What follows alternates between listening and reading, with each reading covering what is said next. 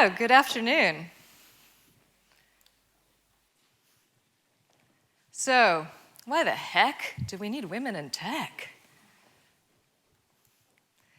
Well, I'm from New Mexico. I was born and raised near where they dropped the atom bomb, and I know that explains quite a lot about me.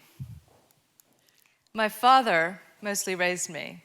He's a genuine rocket scientist, worked on Apollo 13, and he improved the landing rockets, the accuracy, and that helped save the lives of the astronauts.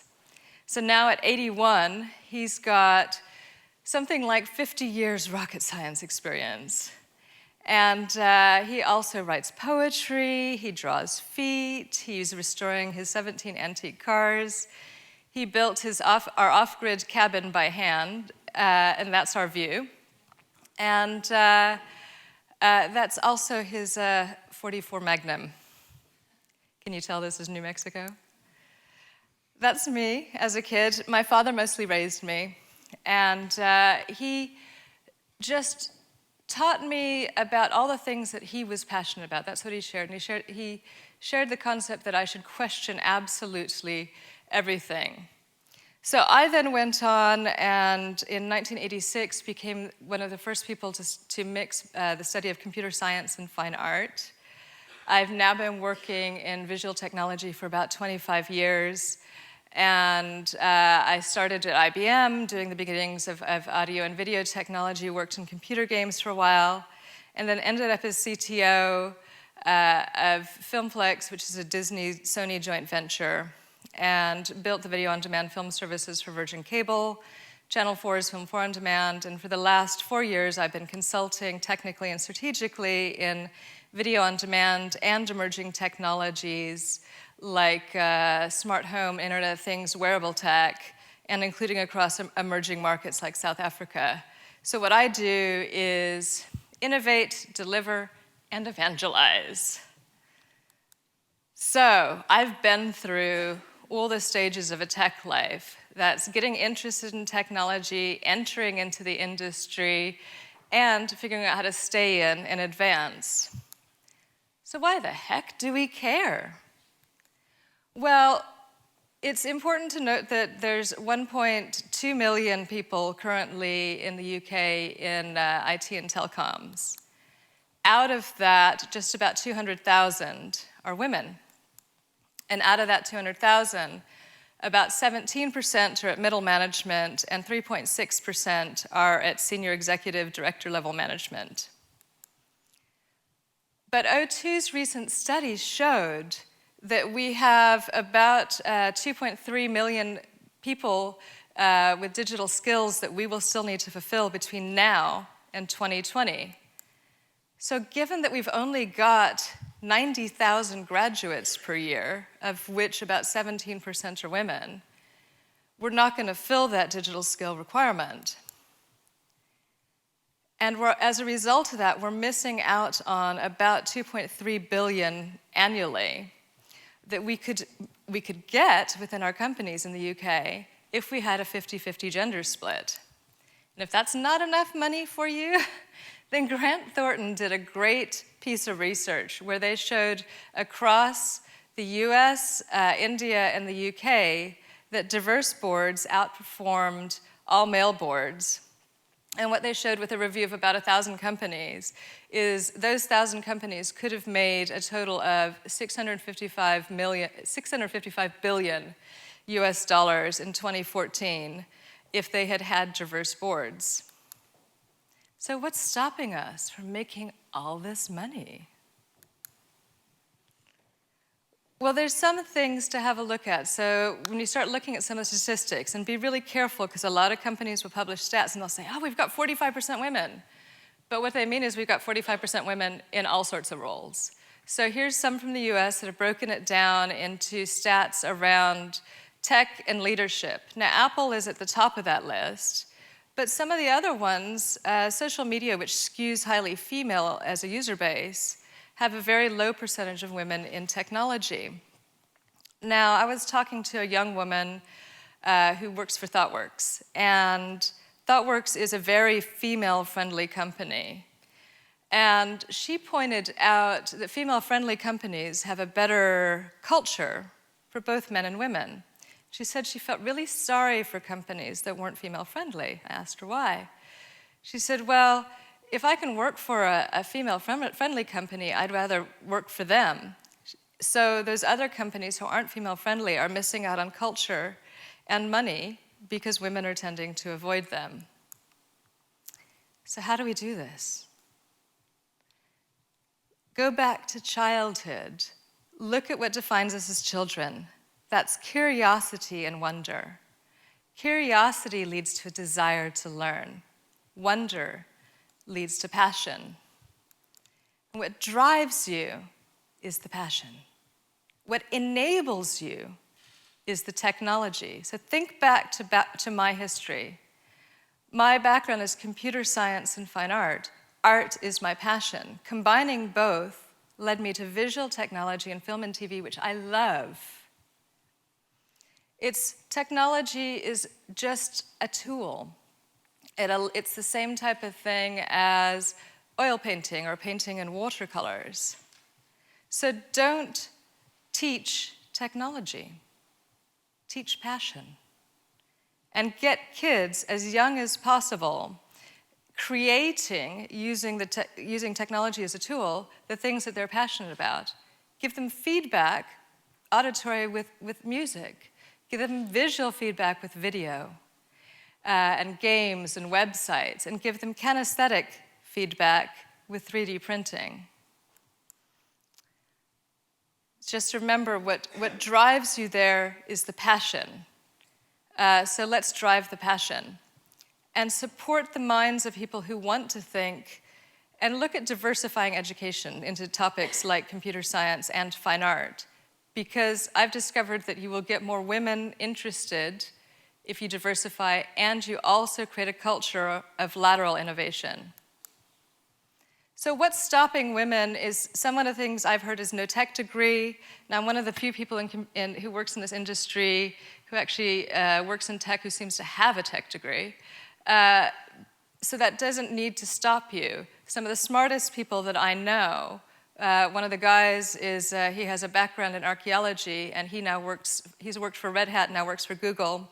And his wife, her background is English, and she's a software development lead for The Guardian. So there are a lot of different ways to learn. Not being good enough is another thing I've heard. Women are equally as good. Men just bluff more, especially in interviews. And then few role models. Companies, celebrate the women you have. And because these are your future role models, and how you treat them reflects on the company. It also reflects on the industry. And women, if you want to be a role model, just do it. Do what you love and lead by example.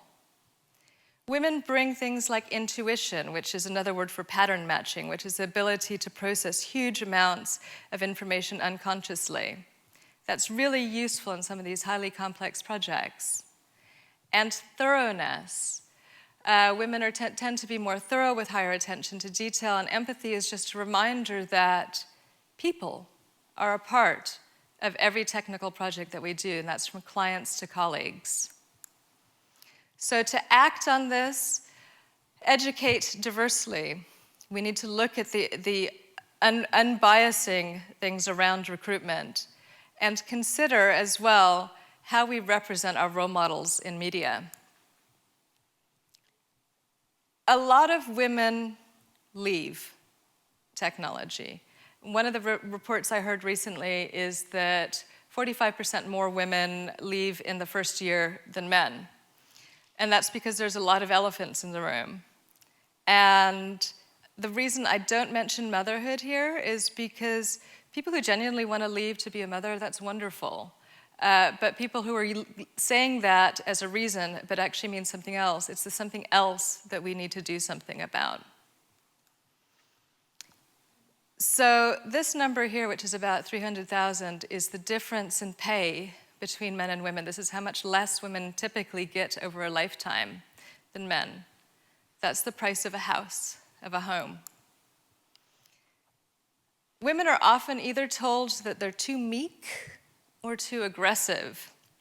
My dad, rocket scientist, had some insight into that. He thought that when people were saying things like that you're too aggressive, you're too bossy, that what they're doing is deflecting. And that seems like a reasonable insight. One of the things I get told is that I intimidate the hell out of men. Cool. I think that's okay. My dad, at 81, having been doing rocket science for 50 years, still intimidates the hell out of men, including generals. So I know where I get this from. Unconscious bias. So I had a guy who I worked with in computer games once who would always ask the guy next to me the questions that he wanted me to answer. We all do that, actually, at an unconscious level. So we all need some form of unconscious bias training. Even I do this. I'm really surprised by how often. We'll show you some great examples later. So the first time I was sexually harassed was at university. And I had a lecturer who I'd proved wrong a couple of times. And after the course finished, he cornered me in an alley and said, "I want to fuck you." I laughed and walked away. But I started thinking about it, and what I realized was that he was from a culture where being embarrassed by a woman, where me proving him wrong was an embarrassment.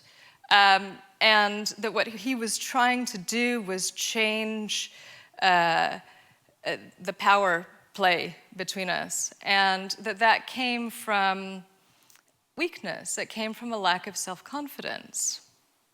And the next time that happened was from a man who's going to inherit a title. And he did that on 2 occasions. He's also, he's married with children, lots of children. And I realized in that case that it wasn't just about the need for reasserting dominance or a lack of self-confidence, but there was also a lack of integrity going on. And I told the CEO of the company, and he dismissed it. And he dismissed it the second time, even though that had been witnessed. But that same CEO later came back to me and said that later this guy had been discovered committing corporate espionage, which is a lack of integrity. This is something, harassment and bullying is something that we need to stop. But for those very few who are insistent on continuing, go ahead, make my day. Because it tells me what weakness you have. And bullying and harassment is about a lack of self-confidence. And it's about the need to create an other esteem through